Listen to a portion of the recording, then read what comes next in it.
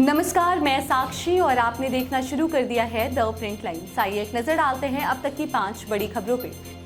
Train ने तोड़ा लाल signal और पटरी से उतर गई। जी हां, दक्षिण पूर्व रेलवे के सीपीआरओ आदित्य कुमार चौधरी बताते हैं कि एक मालगाड़ी लूप लाइन में खड़ी थी और दूसरी ट्रेन को सिग्नल पर रुकना था, लेकिन वह लाल सिग्नल से आगे निकल गई, जिसके कारण ट्रेन पटरी से उतर गई। मरम्मत का काम सुबह करीब 7:30 बजे पूरा हो गया। अब तक 11 ट्रेनें रद्द की गई हैं।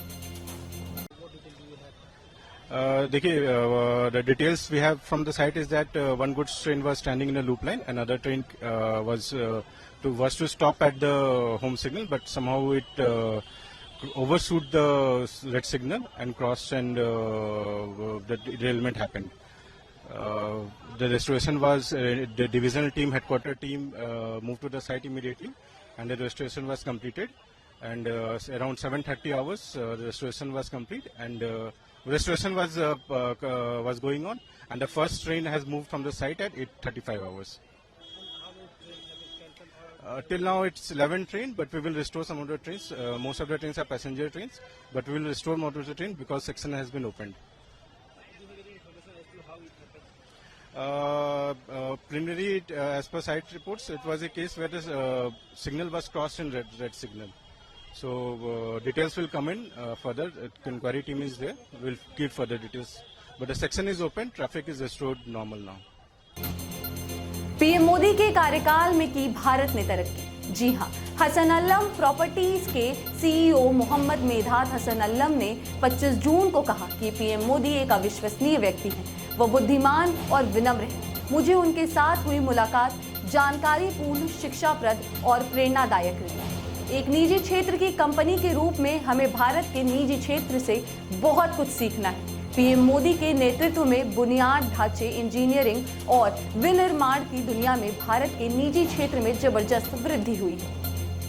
Prime Minister Modi is an unbelievable man, wise, humble, great vision. I found the meeting with him to be informative and educational and inspiring. As a private sector company and a leader in my field, we have a lot to learn from India's private sector. Under Prime Minister Modi's leadership, the private sector in India grew tremendously in the world of infrastructure and engineering and manufacturing, and these are the sectors that we specialize in. So I had the privilege of having a one-on-one meeting with His Excellency, where he gave me a lot of invaluable insight and advice that I hope to take back to my company and start working. Shiv Sena प्रवक्ता आनंद दुबे का BMC पर तीखा वार। जी हां, शिवसेना के प्रवक्ता आनंद दुबे कहते हैं कि महाराष्ट्र सरकार केवल बीएमसी चुनाव जीतना चाहते हैं और शहर के लिए कुछ भी नहीं करना चाहते हैं, क्योंकि मॉनसून की पहली बारिश से मुंबई के कई हिस्सों में जल भराव हो गया है। जगह जगह पानी भर गया है, जल जमाव हो गया है। पिछले 2 महीने से मुख्यमंत्री जी बड़े बड़े अधिकारियों के साथ, दल बल के साथ नाले सफाई का जायजा ले रहे थे, गली गली घूम रहे थे। क्या हुआ? समझ में आ रहा है कि नाले सफाई जिस ढंग से होनी चाहिए थी नहीं हुई। बहुत बड़े भ्रष्टाचार की आशंका है। जरा सी बरसात में मुंबई डूब जा रही है। आप कर क्या रहे हैं? और मुख्यमंत्री तो छोड़िए, उप मुख्यमंत्री जी आप कहां हैं? केवल मुंबई में राजनीति करनी है, मुंबई को जीतना है, महानगर पालिका पे आपकी सत्ता आनी है, बस इसके लिए प्रयास करेंगे। मध्य प्रदेश और उत्तर प्रदेश सहित दिल्ली में भी पहुंचा मॉनसून। जी हां, ये बड़ी खबर दिल्ली से है। आईएमडी महापात्र महानिदेशक मृत्युंजय बताते हैं कि दिल्ली दक्षिण पश्चिम मॉनसून अभी सक्रिय है और पिछले 24 घंटे में मध्य भारत में अच्छी बारिश हुई है। मध्य प्रदेश और उत्तर प्रदेश सहित दिल्ली में भी मॉनसून आ चुका है। हमारा पूर्वानुमान है कि अगले 2 दिनों में मॉनसून और आगे बढ़ेगा। दिल्ली में अगले 2 दिनों तक बारिश जारी रहेगी। साउथ ईस्ट मॉनसून अभी सक्रिय है और पास्ट 24 आवर्स में specially central India, north peninsular India, western India और ईस्टर्न इंडिया में बारिश अच्छा हुई है। और साउथ ईस्ट मॉनसून पूरी महाराष्ट्र कवर कर चुके हैं, इंक्लूडिंग मुंबई। इसके साथ साथ एंटायर मध्य प्रदेश, एंटायर उत्तर प्रदेश में मानसून आ चुके हैं।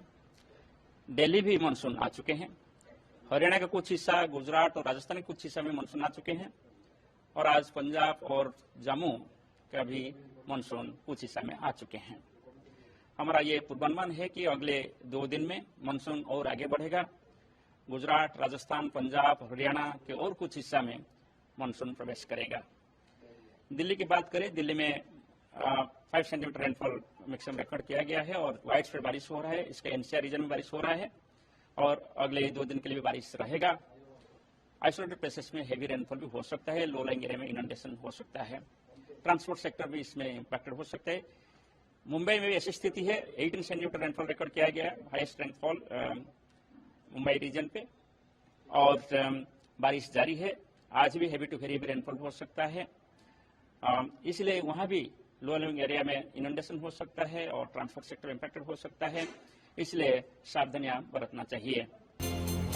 धर्मेंद्र प्रधान ने कांग्रेस पर साधा निशाना।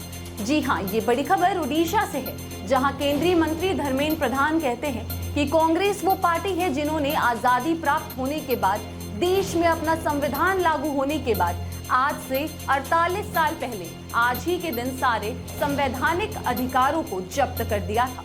देश में संविधान को कुठारघात करने का पाप कांग्रेस ने किया था और उसी दिन को हम गणतंत्र के लिए काला दिवस के रूप में मनाते हैं। कांग्रेस वो पार्टी है जिन्होंने 1947 के बाद आजादी प्राप्त होने के उपरांत देश में अपनी संविधान लागू होने के बाद आज से 48 साल पहले आज ही के दिन सारे संवैधानिक अधिकारों को, नागरिकों की सारे मौलिक अधिकारों को जब्त कर दिया था, सस्पेंड कर दिया था। देश में संविधान को कुठाराघात करने की पाप कांग्रेस पार्टी ने किया था। उसी दिन को आज हम मनाते हैं। ये गणतंत्र विरोधी दिवस, गणतंत्र के लिए काला दिवस, ऐसे हम मनाते हैं। आज भी नई पीढ़ी को, आज की सामाजिक राजनीतिक कार्यकर्ताओं को याद रखना पड़ेगा कांग्रेस देश के लिए कितना घातक है। एक परिवार के खिलाफ नागरिकों ने आवाज उठाया, इसी के खिलाफ कांग्रेस पार्टी ने देश की नागरिकों के मौलिक अधिकार को हनन कर दिया था। इसको याद रखना होगा और कांग्रेस की असली चेहरे को ध्यान देना पड़ेगा। ऐसी ही महत्वपूर्ण खबरों के लिए देखते रहिए the print lines. Camera person Saud Ansari के साथ मैं साबित।